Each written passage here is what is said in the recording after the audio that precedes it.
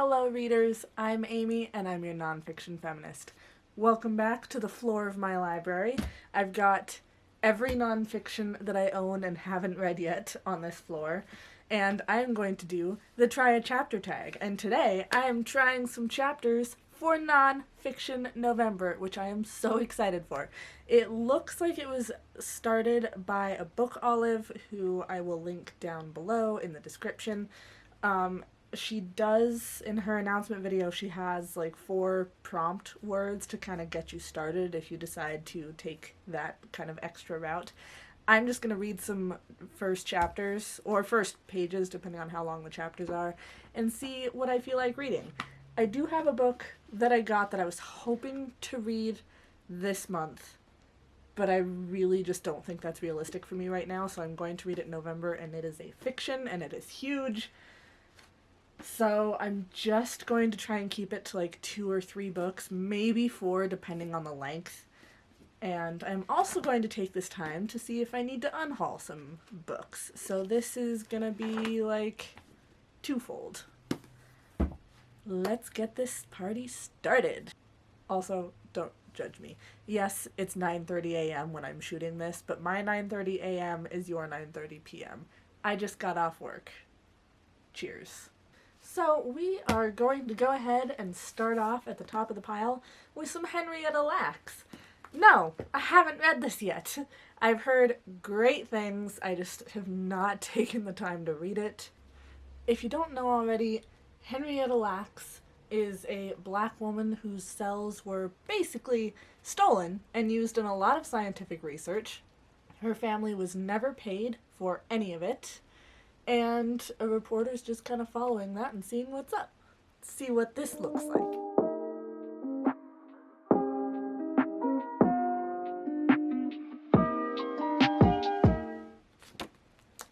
Alright, so I did just kind of skim read this because I do have so many books to go through.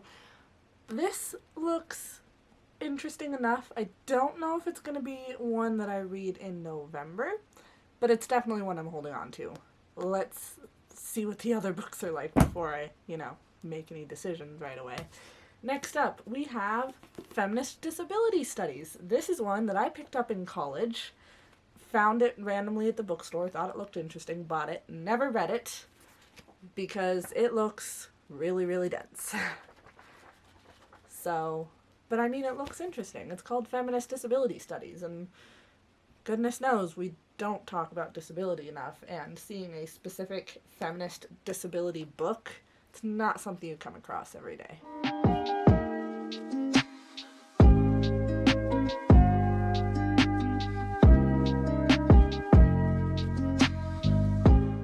The introduction to this was super interesting. Talks about some initially problematic things that might not be as bad as we think they are, or might be just as bad as we think they are, depending on the perspective that you're looking at. I don't think I'm going to read this for November. It is really, really interesting, and I think I would learn a lot from it, and I think I would enjoy it, just based on the introduction. But running a quick eye over chapter 1, as interesting as I think it would be, I can also see myself getting a little bored with it. Like, it might be a little dry at times. So this is one that I think I would really need to take my time on, and thus not the book for November. But again, definitely hanging on to this so I can see what else is up. Next, we have one that I've been very excited for. I've mentioned it in a couple videos. It's known for its extremely tiny print, and that is The Uses of Enchantment, the Meaning and Importance of Fairy Tales. I love me some fairy tales. I think most of us love fairy tales, and I want to get to know some more about it.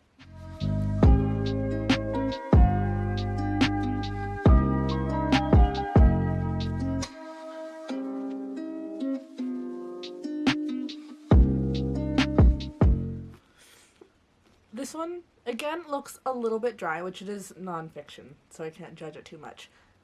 This is a possibility, though, because I am working on an advanced reader's copy for a different book on fairy tales. It's discussing disability in fairy tales, and I think that this would be a really good companion read. I'll probably finish that other book before November, I think, but it would be a good companion read. It'd be a good follow-up to kind of like look more in depth into fairy tales. Then we have The Last Lecture. This was actually gifted to me in college, and it always looked interesting, but I never read it. I don't really even know what it's about, but it's apparently very, very well known. It says, a lot of professors give talks titled The Last Lecture. Professors are asked to consider their demise and to ruminate on what matters most to them. And while they speak, audiences can't help but mull the same question. What wisdom would we impart to the world if we knew it was our last chance? If we had to vanish tomorrow, what would we want as our legacy? When Randy Posh, a computer science professor at Carnegie Mellon, was, and it might not be Mellon, it might be something else, I don't know, was asked to give such a lecture, he didn't have to imagine it as his last, since he had recently been diagnosed with terminal cancer. But the lecture he gave, Really Achieving Your Childhood Dreams, wasn't about dying. It was about the importance of overcoming obstacles, of enabling the dreams of others, of seizing every moment. It was a summation of everything Randy had come to believe. It was about living. And it's continued on the back flap. So it's supposed to be like an inspirational book? Let's see.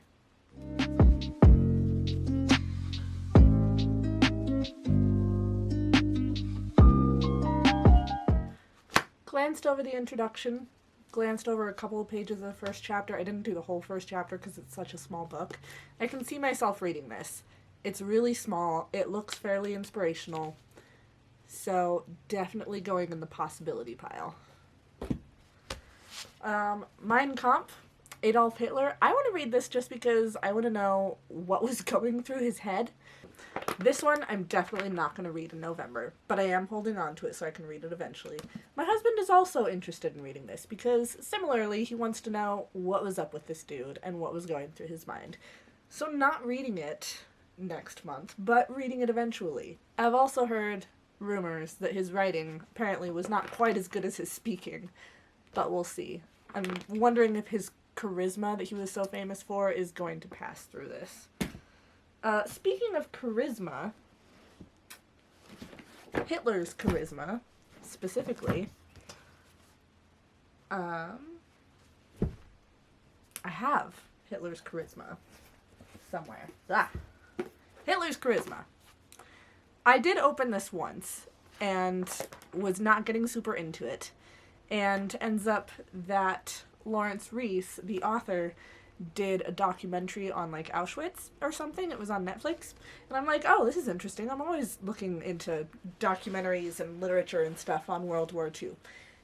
And I don't know how you make World War II boring, but that documentary was really boring. And I was trying to read this book around the same time, so I gave up on it.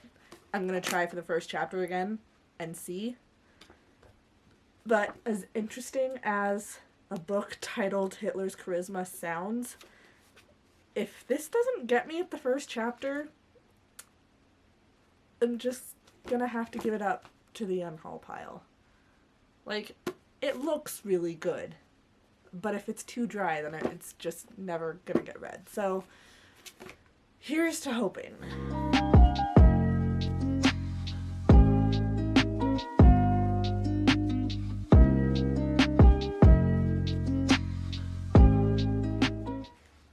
It doesn't look too bad on this reading, but definitely not for next month.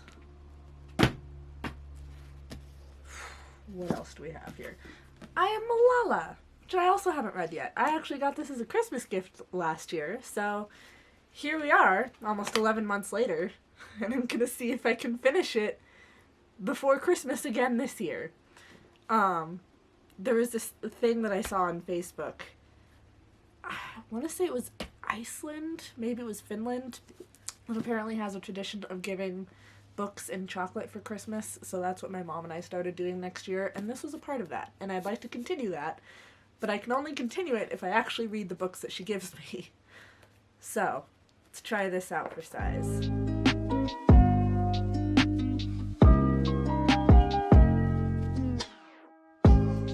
So I skimmed through the introduction to this. It definitely looks interesting.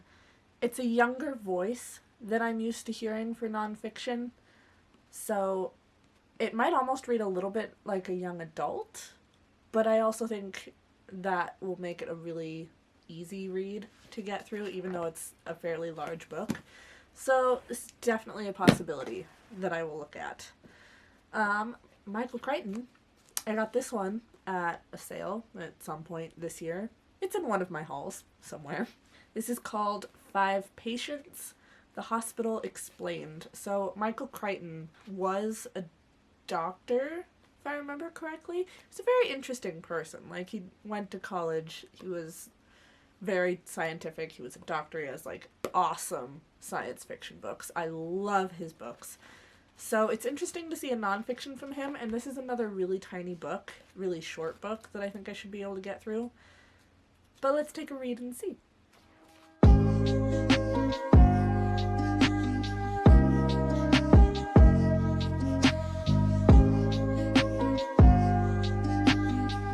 I didn't read the whole first chapter, but I read a good section of it because I think the first chapter is fairly lengthy for the size of the book.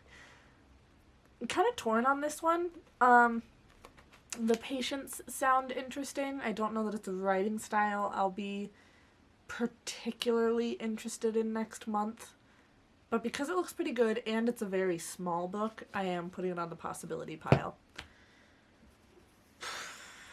So many books. Come As You Are, I'm gonna go ahead and not do this for next month. This has been sitting on my shelf for years. I hear really great things about it. I know that people have learned a lot from this book. I think it sounds awesome. But the couple of times that I've started it, it's very textbooky, which is not something that I want to put myself through for the rest of this year. I'm really trying to focus on fairly easy reads or fairly cozy reads because I've been kind of slumpy, in and out of a slump the last couple months, and I really just want to give myself stuff that I know I'm really gonna enjoy. Letters Home by Sylvia Plath. I got that earlier this year. The writing is about the size of Uses of Enchantment, but let's see what I think of this.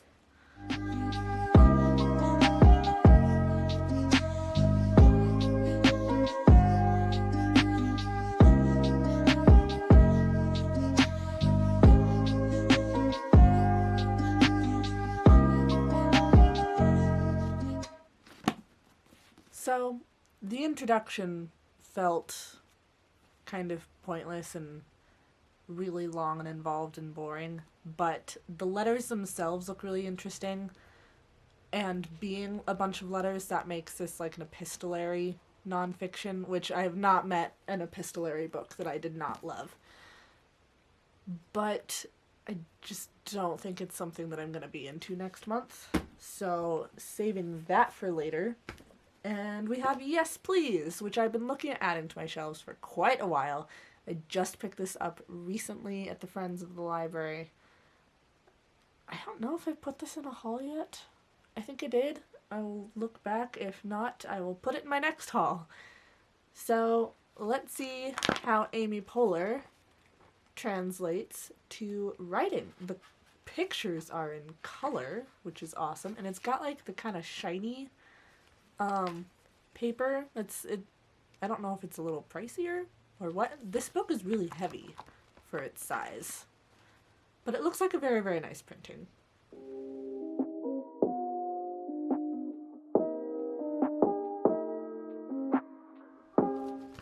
This book definitely looks interesting. It looks like her speaking style does translate to her writing style, so I think that's going to make this a really like easy, funny nonfiction. Definitely a possibility. Gloria Steinem. I've been meaning to read My Life on the Road for a while now, and just haven't picked it up yet. So let's see if I should pick it up.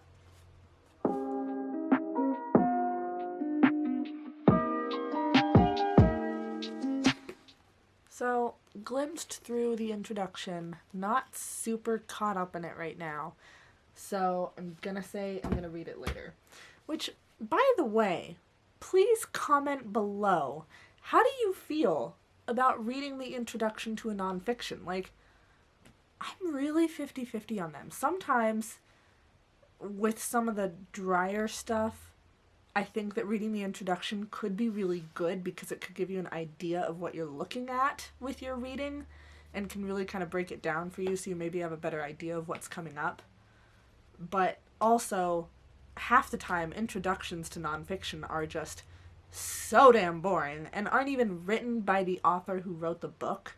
If the introduction is written by someone who isn't the original author, most of the time, I don't even bother. Like, those introductions really just tend to be pointless for me. But let me know down below. Do you read the introductions to nonfiction? I don't even know, like, if they're really worth it most of the time. I don't know. I have 2 books left. We have Elizabeth Gilbert, Eat, Pray, Love, that's going to be a memoir. And we have Sex Work, which is, I think, just essays from sex workers on sex work. This has been on my shelf for quite a while, and I haven't gotten into it yet.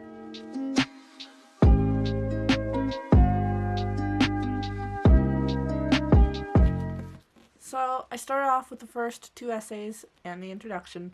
This looks really, really good. I don't think that I'm going to be reading it in November. While it looks really good, it's definitely one that I think I'm going to want to savor, and November is not going to be the month for savoring, but I can see myself doing a dedicated review for this book once I read it, so hopefully I can get to it early next year. Also, I just really like the kind of 80s colors we have going on with this book cover. Oh, and it's from 1987, so I was right on the money. Last book, Eat, Pray, Love. I've heard different things about this. Some people saying it's problematic, some people saying they love it. I'm not against reading problematic books, depending on the subject, depending on the degree of being problematic, but let's look at this. I'm gonna skip the introduction this time.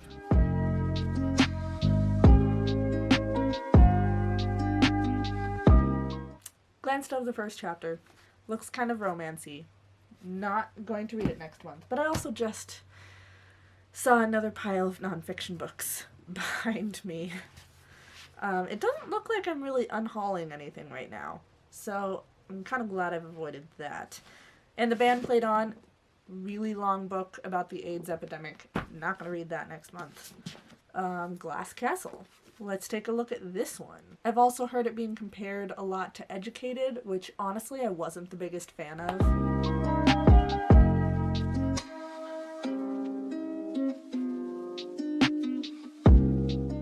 So part 1 is like 1 chapter. I can see myself reading this because it's fairly short, and it does sound similar enough to Educated that I think I could breeze right through it. 2 more here, and I can finally call it quits for this morning. 9 Parts of Desire, The Hidden World of Islamic Women. I've seen this around a lot of places. I've heard it mentioned by a lot of people. Not actually delved into it myself. This is another one with tiny writing. What is it with nonfiction books and tiny font?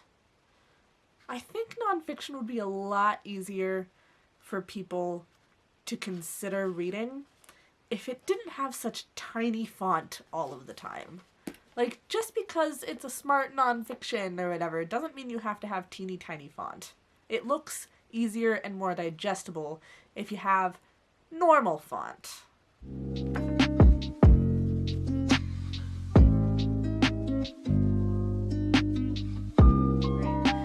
I looked through part of the first chapter. It's feeling very historical and discussing the culture, and it wasn't super interested. Gonna go ahead and put my first book in the unhaul pile. Don't worry, that book is fine. No bent cover or anything, I promise. Last one, Sex at Dawn. This is another sex-based book that I have heard a ton of great things about. I believe it discusses, like, polyamory in history. Skipping the introduction again, because I'm over introductions at this part of the morning.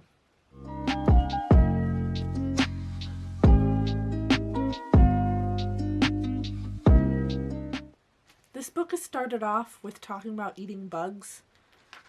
I don't see how that's related. Also, they have a picture of a guy eating a bug, which really just kind of grosses me out.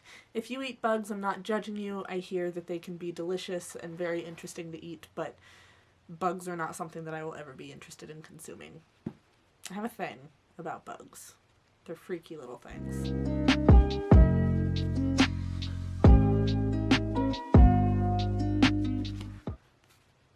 First chapter was short, looked through part of the second chapter.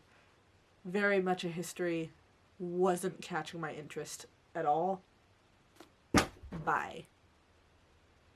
Alright, slightly bent covers on that one. Not like creased bent, just like warped bent. It'll be fine. It's fine.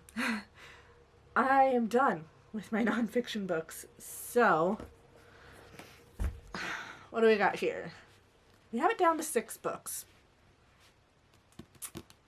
I really want to read The Uses of Enchantment. But again, font size. So I think I'm going to go ahead and wait on this one. Michael Crichton is nice and short, but the writing style doesn't look like it's going to hook me for next month. Like, I want to read it, but I don't really want to read it now. That gets me down to these 4 books. There we go. I don't know that I'm feeling particularly inspirational. Taken out last lecture. And that leaves me with Amy Poehler, Malala, and The Glass Castle. I'm going to start with Malala because it was a Christmas present and work my way through. So I'm going to go with these 3 books. No promises that I'm going to read all 3 of these next month, but I think it's a good starting spot. Also, I'm not going to reveal the book that I'm reading next month because I'm super excited about it and I don't know how I'm going to do with it, and I want it to be a surprise. I might end up just doing a vlog for it because it seems like a book, hint hint, that you need instructions on how to read. So that is it for today, and I will see you in my next video. Bye, friends.